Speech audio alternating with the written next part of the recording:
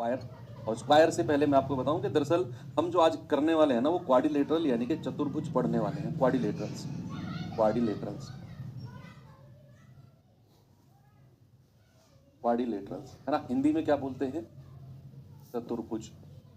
चतुर्भुज, देखो चतुर्भुज नाम से ही आपको क्लियर हो रहा है कि ऐसी आकृति जिसकी चार भुजाएं हो, है ना, जिसकी चार भुजाएं हो। त्रिभुज में मैंने आपको क्या बताया था कि तीन भुजाओं वाली बंद आकृति, और चतुर्भुज में क्या बोलेंगे? चार भुजाओं वाली,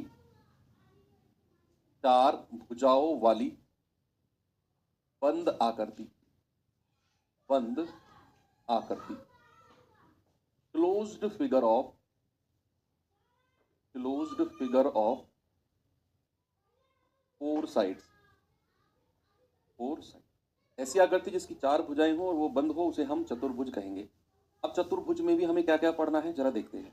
सबसे पहला पार्ट चतुर्भुज में आता है बच्चे वर्ग, जो हमें कवर करना है। इसको क्या कहते हैं? Square, square. सेकंड पार्ट जो हमें कवर करना है वो आता है बच्चा आयत, जिसको हम क्या कहते हैं? Rectangle, rectangle. तीसरा पार्ट हम पढ़ेंगे समचतुर्भुज, समचतुर्भुज, जिसको हम क्या कहेंगे? Rhombus, rhombus. चौथा पार्ट हमें करना है समांतर चतुर्भुज, समांतर चतुर्भुज, जिसको हम क्या कहेंगे? Parallelogram, parallelogram. और पांचवा पैरेललोग्राम, हाँ, पांचवा हमें करना है समलंब चतुर्भुज, समलंब चतुर्भुज यानी कि ट्रपीजियम, ट्रपीजियम। ठीक है, तो ये पार्ट है जो हमें चतुर्भुज के अंदर पढ़ने हैं। और इनमें मोस्ट इंपोर्टेंट जो पार्ट है, सारे के सारे ठीक है, मतलब सवाल कहीं से भी बन जाए। देखो अब पूरी मेंसुरेशन है, इतनी बड़ी मेंसुरेशन से एक ही सवाल बनना है। एग्जामिनर का मूड है कहीं से ही खोला मेंसुरेशन रख दिया वहां से सवाल। ऐसे तो हम नहीं कह सकते कि भाई क्या इंपॉर्टेंट है। कई बार पैरेललोग्राम से ही सवाल रख दिया, समांतर चतुर्भुज से ही रखा गया है जीडी में पेपर में क्वेश्चन। तो कई बार आयत से रखा गया है, हम लोग हर किसी से क्वेश्चन बने हैं। तो हम ये तो कह ही नहीं सकते कि सर इनमें से इंपॉर्टेंट कौन सा है। इवन देखो जब किसी चैप्टर से मान लो 3-4 सवाल बनने होते हैं तो फिर हम ये कहते हैं कि हाँ ये वाला पार्ट इंपॉर्टेंट है और यहाँ से श्योर क्वेश्चन बनता है। लेकिन जब पूरे चैप्टर से बनना ही एक सवाल है तो हम उसमें इंपॉर्टेंट पार्ट को एनालाइज कर ही नहीं सकते हैं, है ना। पिरामिड, पिरामिड नहीं आता बच्चा आपके, नहीं पिरामिड नहीं आएगा। तो चलिए स्टार्ट करते हैं। सबसे पहला पार्ट हमारा स्क्वायर, दैट इज वर्ग से।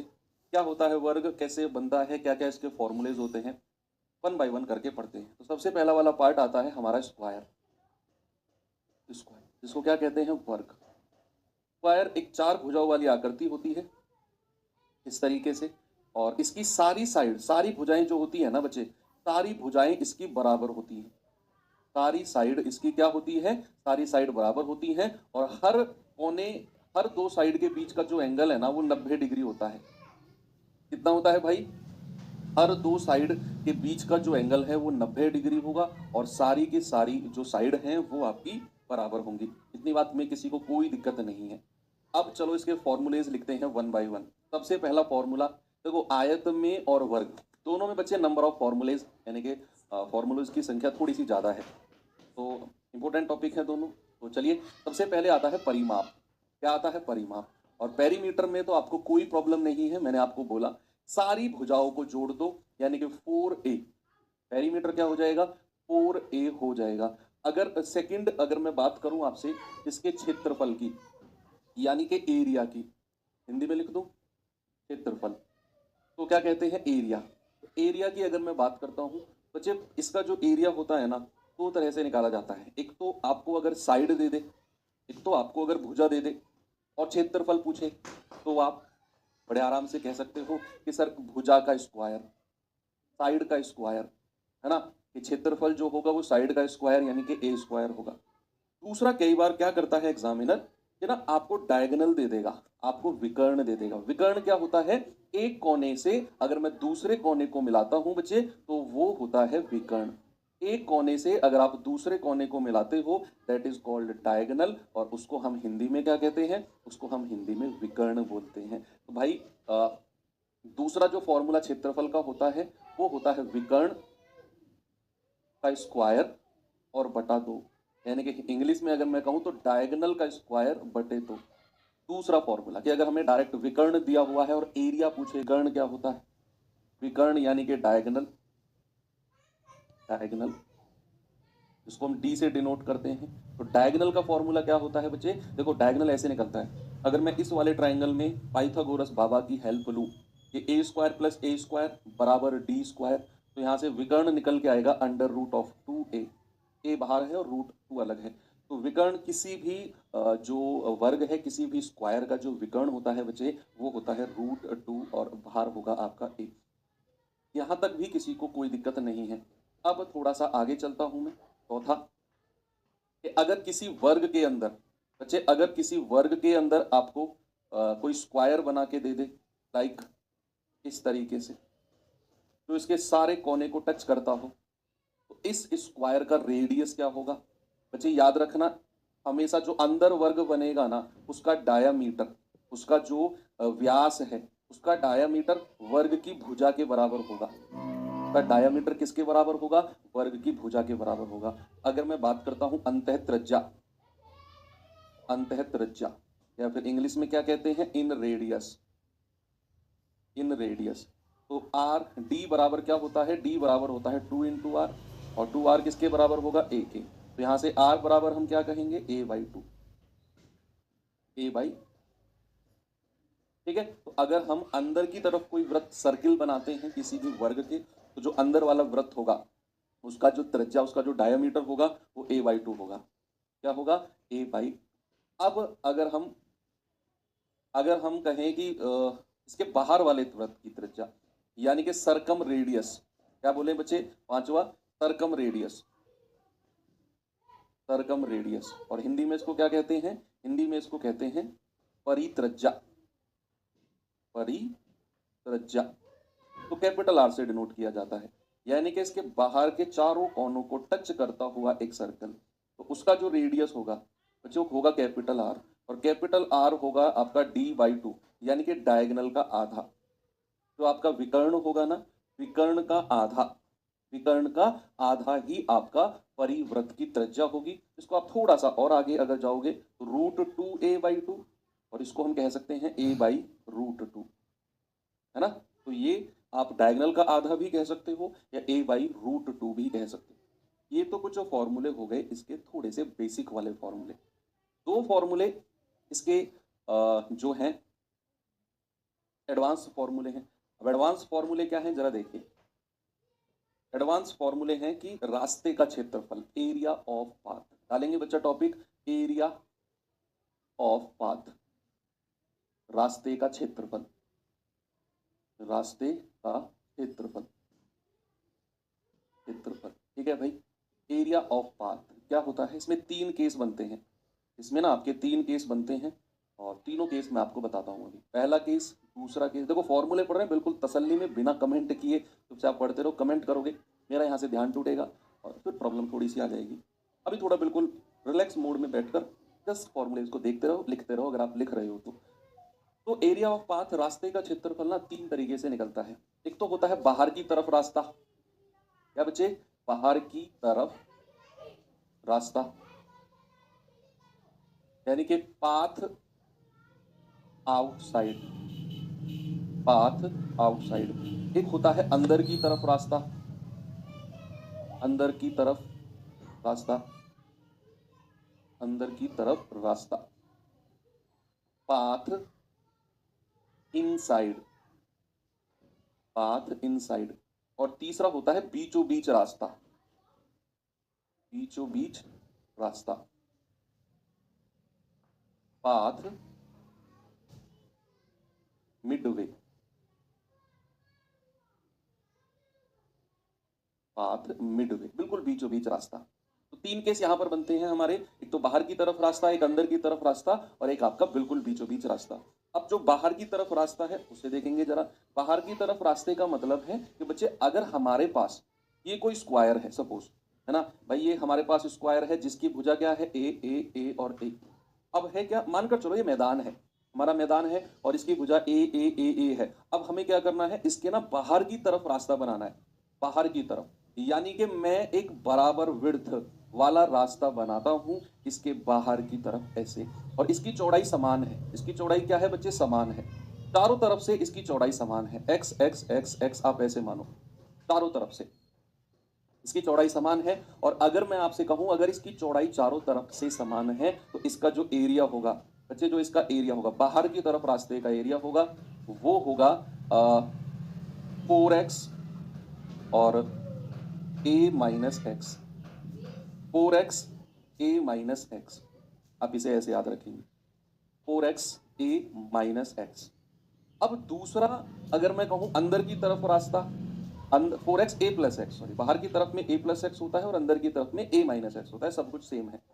अगर मैं अंदर की तरफ रास्ता बनाता हूं, यानी कि ये मेरा स्क्वायर है जिसकी साइड ए है, और मैं क्या कर रहा हूं, मैं एक रास्ता बना रहा हूं इसके अंदर की तरफ, इसकी चौड़ाई समान है, एक्स एक्स एक्स और एक्स है। इसका एरिया जो होगा वो होगा 4x और a माइनस एक्स।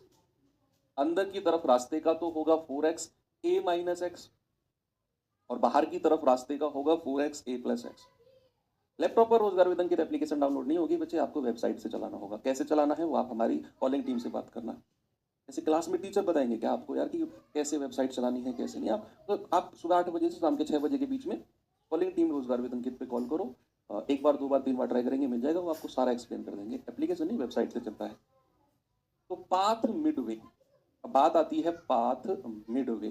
तो भाई बीचों बीच रास्ता क्या होता है? बीचों बीच रास्ता इस तरीके से रास्ता बनता है, बिल्कुल बीच। ये भाई कोई हमारा वर्ग है और इसके बीचों बीच एक्स चौड़ाई का कोई रास्ता है, और इसका जो एरिया होगा बच्चे वो एरिया होगा एक्स और 2a माइनस एक्स।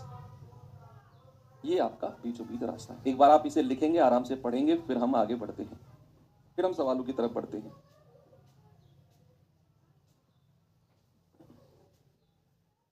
भाई अगर मैं कहूं बाहर की तरफ रास्ता तो 4x a प्लस एक्स, अंदर की तरफ रास्ता तो 4x a माइनस एक्स, बीचों बीच रास्ता x 2a माइनस एक्स। ठीक है, x 2a माइनस एक्स। अब अगर मैं आगे बात करता हूं बच्चे, इसके कुछ सवालों की तरफ आपको लेकर चलता हूं। सवाल नंबर 1, जरा देखिए आप इसमें क्या कर सकते हैं।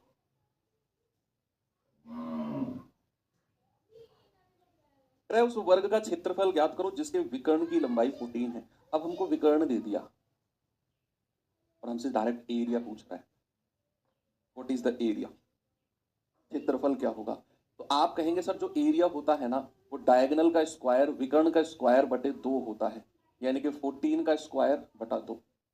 और आप कहेंगे 196 बटा 2, तो 2 नाम 18, 2 अट्ठे 16, ये आ जाएगा 98 सेंटीमीटर स्क्वायर।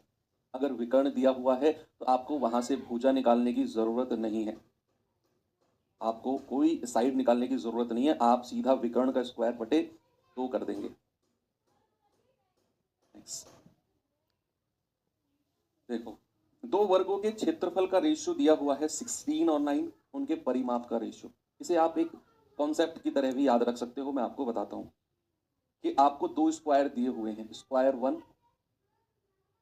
वन अनुपात स्क्वायर 2, 2 स्क्वायर के बारे में बात कर रहा है।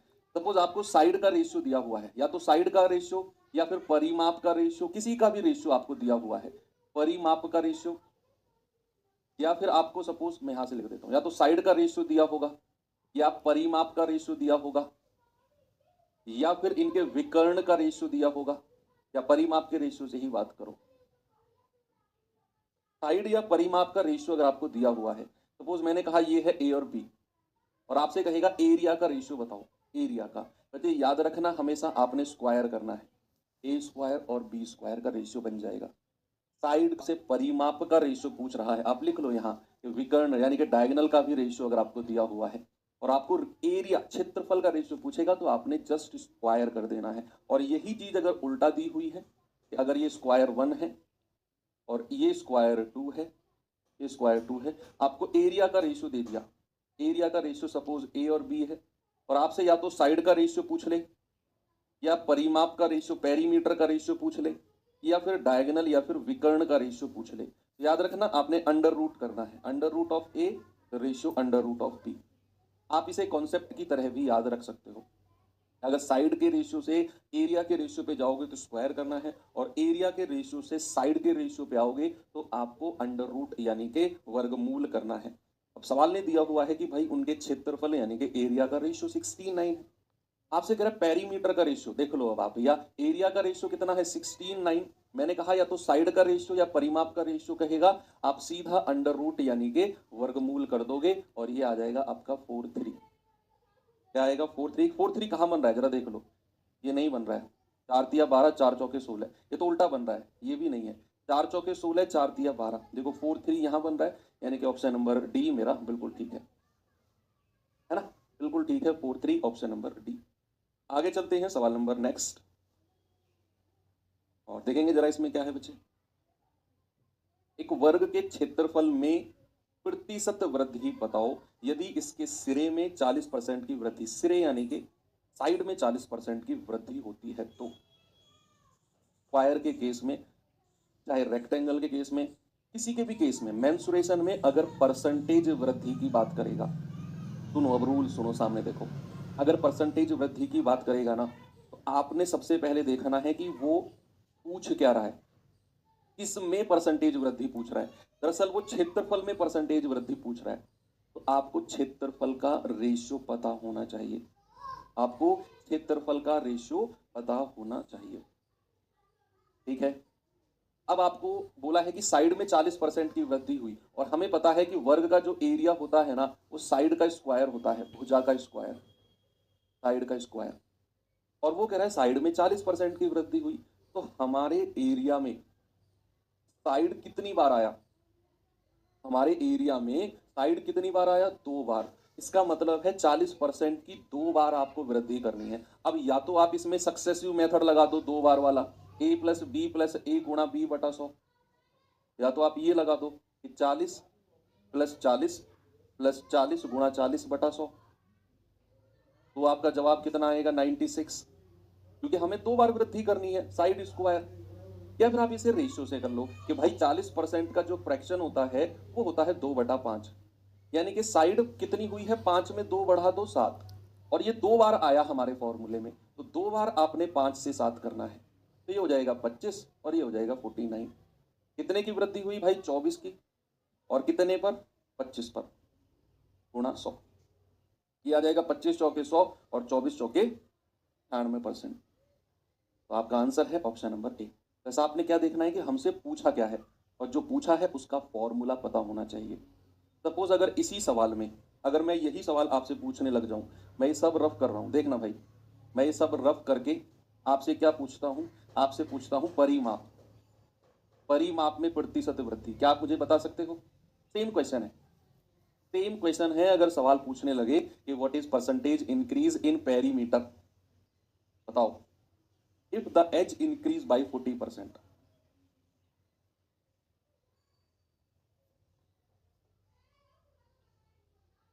बताओ क्या इसका जवाब होगा। एक वर्ग के परिमाप में प्रतिशत वृद्धि बताओ यदि उसकी साइड में 40% की वृद्धि होती है तो। वन शॉट वीडियो का लिंक के पीडीएफ मिल जाएगी आपको, वहां पर कैसे देखनी है, कैसे डाउनलोड करनी है, कहाँ मिलेगी, सुबह वाली क्लास जो यूट्यूब पर होती है ना प्रैक्टिस सेट, उसके शुरू के 5 मिनट में मैंने बताया हुआ है, आप वहां देखो। Very good. देखो इस बार उसने परिमाप यानी कि पेरीमीटर के बारे में पूछा, और हमें पता है कि वर्ग का पेरीमीटर होता है 4a, और जब भी परसेंटेज में बात करेगा ना, परसेंटेज में, तो हमें इससे मतलब नहीं होता है, हमें केवल भुजा से मतलब होता है, साइड से मतलब होता है। जब भी परसेंटेज की बात करेगा हमें केवल साइड से मतलब होता है, और हम देखते हैं कि यहाँ साइड आई कितनी बार है, एक बार ही साइड आई है, केवल एक बार। तो भाई 40% परिमाप में जो वृद्धि होगी ना वो 40% की ही हो जाएगी। परिमाप में वृद्धि, पेरीमीटर में जो इंक्रीज होगा ना वो एक बार ही ए आया है, यानी कि परिमाप में वृद्धि भी 40% की ही रहेगी।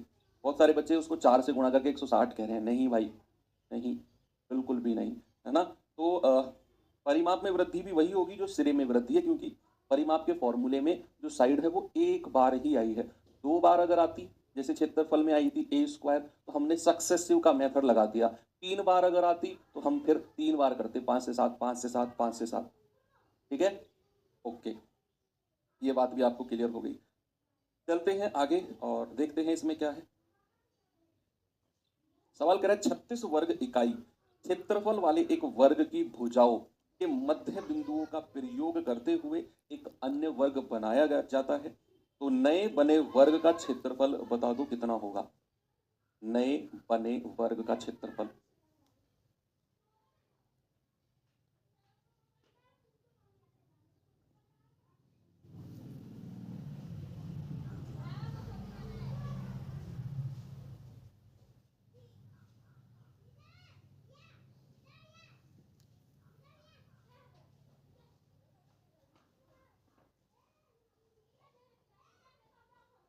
भाई 36 वर्ग इकाई वाला क्षेत्रफल का कोई स्क्वायर है, उसके मिड पॉइंट को मिलाकर दूसरा वर्ग बनाया गया, तो जो दूसरा वर्ग मिड पॉइंट को बनाकर मिलाया है उसका क्षेत्रफल क्या होगा। पहले तो उसकी साइड निकालनी पड़ेगी। तो सबसे पहले क्या करना है, सपोज हमारे पास वर्ग है और इसका एरिया 36 वर्ग है, 36 वर्ग इकाई है। अगर मैं आपसे कहूं ए स्क्वायर हमें कितना दिया हुआ है 36, तो ए कितना हो जाएगा रूट ऑफ 36, दैट इज 6। यानी कि हमें 6 मिल गया। हमें क्या मिल गया, इसकी साइड मिल गई 6। अब कह रहा है भाई ऐसा करो, इसके ना मिड पॉइंट को मिलाओ, इसके मध्य बिंदुओं को मिलाओ और दूसरा स्क्वायर बना दो। ये मैंने इसके मिड पॉइंट को मिलाया, मिड पॉइंट मध्य बिंदु है, और इनको मिलाकर ना मैंने दूसरा स्क्वायर तैयार कर दिया। ये हमारे पास दूसरा स्क्वायर तैयार हो गया। सबसे पहले क्या करो, इसकी ये वाली साइड निकाल लो। एक साइड अगर आ गई तो चारों साइड बराबर होंगी, चारों साइड अपने आप आ जाएंगी। हमें पता है ये मिड पॉइंट है, ये पूरी साइड कितनी है 6, तो ये कितनी हो जाएगी 3, और ये भी कितनी हो जाएगी 3।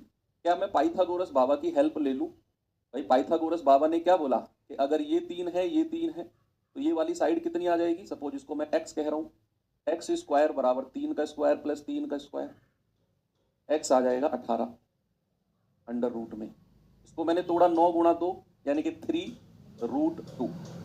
तो ये वाली साइड कितनी आ गई बच्चे 3√2। तो सारी साइड फिर 3√2 हो जाएंगी। ये भी 3√2 और ये भी 3√2 और ये भी 3√2, ये भी 3√2। बात क्लियर है। यस। अभी मैं और थोड़ा आसान भी कराऊंगा इस सवाल को, रुको। तो नए वर्ग की भुजा कितनी आ गई, नए वर्ग की भुजा साइड ऑफ न्यू स्क्वायर वो आ गई 3√2। भाई एरिया कितना हो जाएगा, एरिया हो जाएगा भुजा का स्क्वायर होल स्क्वायर, ये आ जाएगा 18। भाई 3 3 9 दूनी 18। अब अगर मैं आपसे कहूं कि आपको इतनी मेहनत करने की जरूरत ही नहीं थी इसमें, तो फिर आप कहेंगे सर मजा आ जाएगा अगर इतनी मेहनत करने की जरूरत नहीं है।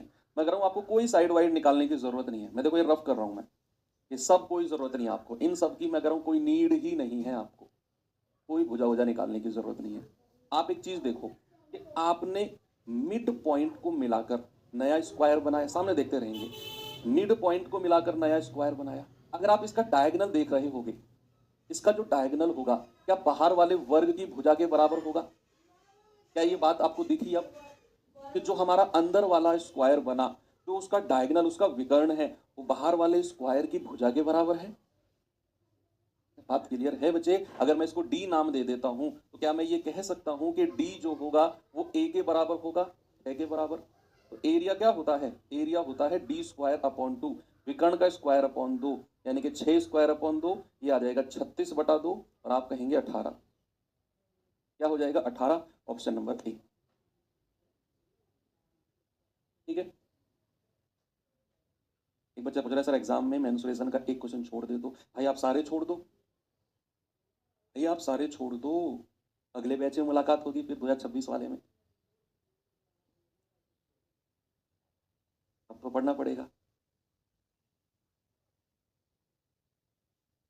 किसी वर्ग का विकर्ण 4√2 सेंटीमीटर है, दूसरे वर्ग का विकर्ण ज्ञात करो, दूसरे वर्ग का विकर्ण ज्ञात करो जिसका क्षेत्रफल पहले वाले क्षेत्रफल का डबल है।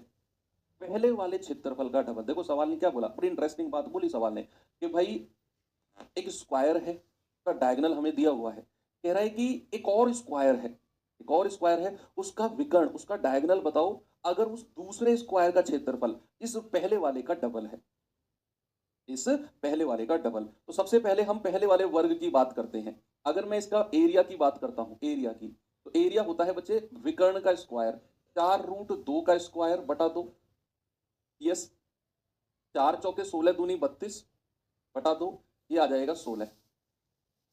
यानी कि पहले वाला जो स्क्वायर है उसका एरिया मिल गया 16। सवाल ने बोला कि जो दूसरा स्क्वायर है ना भाई, ये तो इसका क्षेत्रफल है, इसका जो क्षेत्रफल होगा वो पहले वाले का डबल है, यानी कि दुगुना ऑफ 16। ये है 32।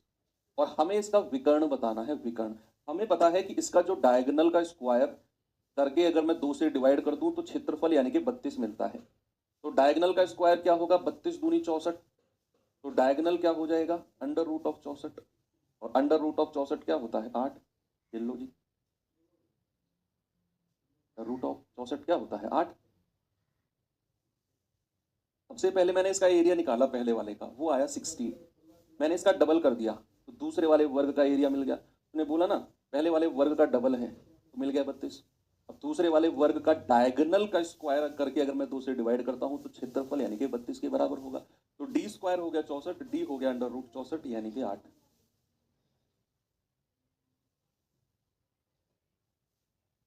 आगे चलते, ये सवाल बताइए जरा।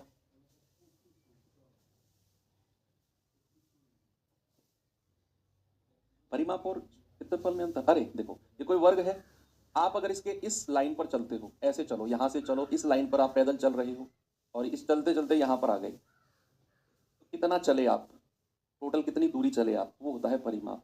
और अगर आप ये अंदर वाला पार्ट निकालते हो, ये पूरा, ये अंदर वाला पार्ट निकालते हो, ये पूरा, ये होता है इसका क्षेत्रफल, जो होता है आपका भुजा की गुणा दूसरी भुजा में करने से, वो होता है एरिया। करिए सवाल।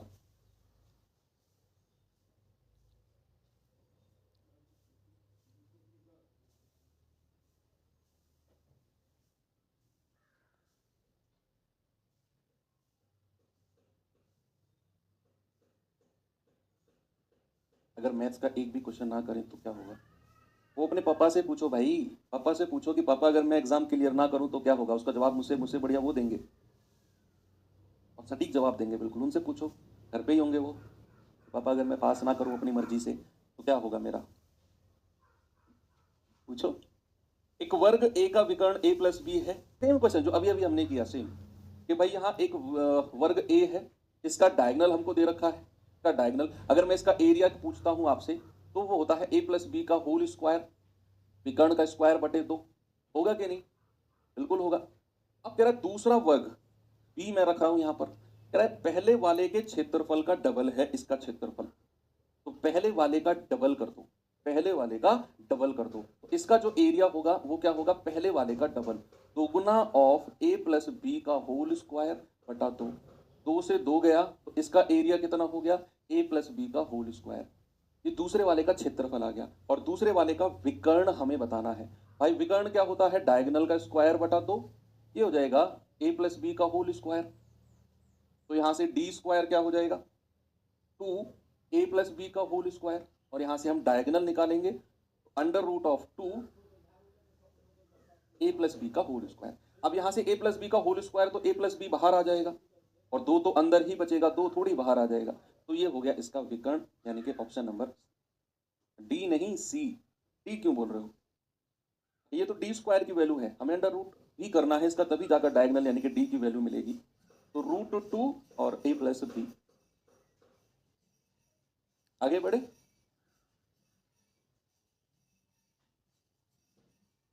आगे बढ़ते हैं भाई। सवाल नंबर 40 देखिए जरा इसको।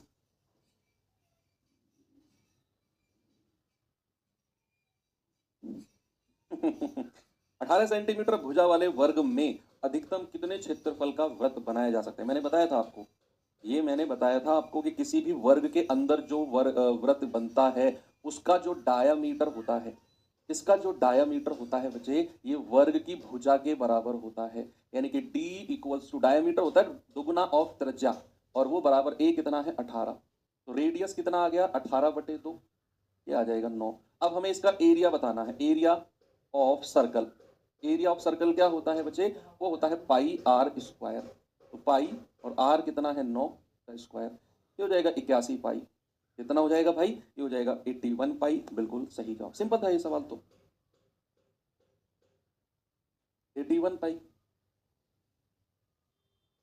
ये सवाल आ जाओ, सवाल को देखिए भाई जरा। वर्गाकार टाइलों की संख्या, सवाल है 525 सेंटीमीटर लंबे और 378 सेंटीमीटर चौड़े कमरे की छत को ढकने के लिए कितनी वर्गाकार टाइल्स की न्यूनतम संख्या। अब इसको स्किप करो, ये इसमें थोड़ा सा रेक्टेंगल का पार्ट आया हुआ है, इसे करो, इसे करिए। एक वर्गाकार मैदान के चारों ओर रास्ते की चौड़ाई 4.5 मीटर है, रास्ते की चौड़ाई है। इसका क्षेत्रफल, रास्ते का क्षेत्रफल है 105.75 मीटर स्क्वायर। तो कह रहा है 100 रुपये प्रति मीटर। लगाया है बाढ़ कभी जंगली जानवरों से बचने के लिए क्या करते हैं, हमारे खेत की जो बाउंड्री होती है ना, हम उस पर कटीले तार लगा देते हैं। क्या है ना भाई, जो जंगली जानवर होते हैं, नील गाय वगैरह जो होती हैं, तो उनसे बचने के लिए हम क्या करते हैं खेतों में, ताकि वो फसल को बर्बाद ना करे, तो हम कटीले तार या कुछ ऐसा बाड़ वगैरह लगा देते हैं, लकड़ी का कुछ भी मतलब लगाते हैं। तो वो जो हम बाड़ लगाते हैं खेतों में, क्या उसके बाहर जो आउटसाइड बाउंड्री है उसी पर लगाते हैं, है ना, बाउंड्री पर ही तो लगाते हैं कटीले तार हम। तो बाउंड्री पर हम कटीले तार लगाते हैं, इसका मतलब है कि हम उसका परिमाप, हम उसका पेरीमीटर को कवर कर रहे हैं। तो आपको क्या करना है, परिमाप निकालना है और फिर उसकी मल्टीप्लाई 100 में करनी है, फिर उसकी मल्टीप्लाई 100 में करनी है। तो मैदान के चारों तरफ कोई रास्ता है भाई, ये कोई हमारा मैदान है, सपोज ए इसकी साइड है, इसके चारों तरफ कोई रास्ता है, ये वाला रास्ता चारों तरफ है। अब इस रास्ते की चौड़ाई हमको दे दी 4.5। तो सवाल कह रहा है कि हमें इस रास्ते पर बाड़ लगानी है, रास्ते पर बाड़ लगानी है। यहां ये हमें कटीले तार लगाने हैं, ये कटीले तार लगाने हैं हमें। तो सबसे पहले तो हमें रास्ते की ये वाली लेंथ का पता होना बहुत जरूरी है भाई, बराबर रहेगी ये, है ना, बराबर रहेगी ना, ये तो ये और ये दोनों बराबर है। तो उसके लिए हमें क्या करना है, उसके लिए हमें अंदर ए की वैल्यू निकालनी पड़ेगी। जो मैदान है ना, इसकी भुजा कितनी है वो आ गई, तो उसमें हम इधर भी 4.5 जोड़ देंगे और इधर भी 4.5 जोड़ देंगे, तो हमें मिल जाएगी ये वाली लंबाई। तो फिर हमें उसका पेरीमीटर आराम से मिल जाएगा, बाहर वाली जो मैंने ग्रीन कलर से किया है। तो रास्ते का क्षेत्रफल क्या होता है, बाहर की तरफ रास्ते का क्षेत्रफल वो होता है 4x और a+x होता है ना बच्चा, ए और ये किसके बराबर है, ये है 105.75 के बराबर है। x की जगह 4.5 रखेंगे, 4.5 और a+4.5, 10575/100, पॉइंट हटाया मैंने, 100 से रिप्लेस कर दिया। अब जरा बताना बच्चे काटा पीटी करके कितना बनेगा, ये जाएगा 25 चौके 100, 25 चौके 100, 5, 25 दूनी 50, 7 25 दिया 75 और 25 चौके 100, 423/4।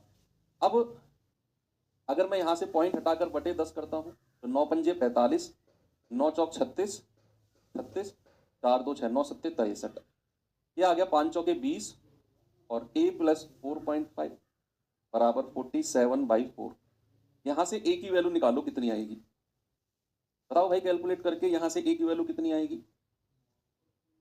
अगर मैं क्या करता हूं, 20 की मल्टीप्लाई कर दूं अंदर, 4 की इधर ले आओ, 80 और a+4.5 बराबर 47। कुछ गड़बड़ हुआ है क्या, देख लो भाई, 47 में से घट के तो माइनस बनेगा ये।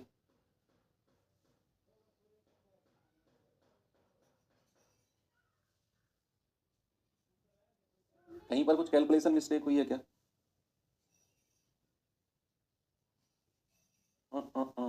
ओके, 4x a+x बराबर 105.75 मीटर स्क्वायर।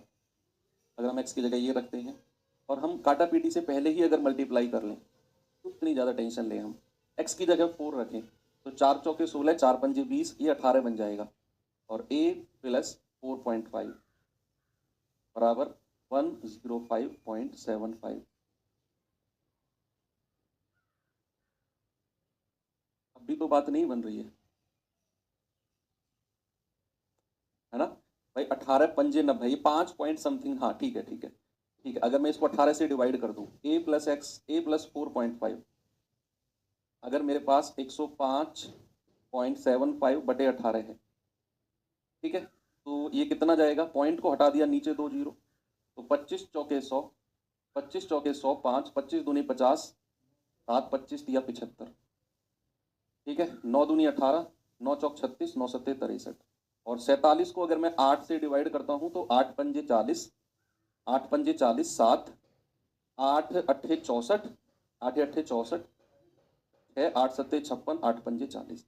यहाँ से ए कितना आ गया 5.875 में से 4.5 माइनस करना है, 75, 8 में से 5 गया 3 और 5 में से 4 गया 1, ये आ गया ए 1.375, यानी कि जो ये वर्ग है ना इसकी भुजा आ गई 1.375, 1.375।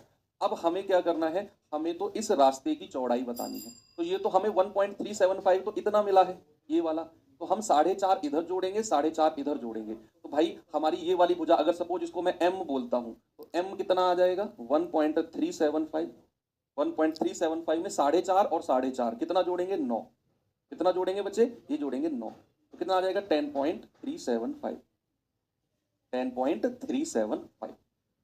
ये तो इसकी भुजा आ गई, तो इसका परिमाप कितना होगा जिस पर हम बाड़ा लगाएंगे, पेरीमीटर कितना होगा, परिमाप हो जाएगा 4 गुणा कर दो 10.375, 4 गुणा करेंगे कितना आएगा, 4 पंजे 20, 4 सत्ते 28, 2 30, 4 दिया 12, 3 15, 4 0 0 1, 4 एकम 4, 41.5 आ गया, और हम इसे 100 से गुणा कर देंगे भाई, 1 मीटर के लिए 100 रुपए लगते हैं, तो पूरा खर्चा कितना हो गया 41.5 को 100 से गुणा कर दो, ये आपका खर्चा आ जाएगा।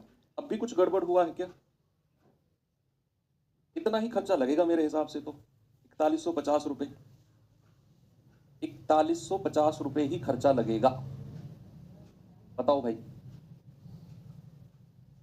यही आंसर होना चाहिए मेरे हिसाब से, तो 100 की गुणा करेंगे 4150 रुपये खर्चा लगना चाहिए,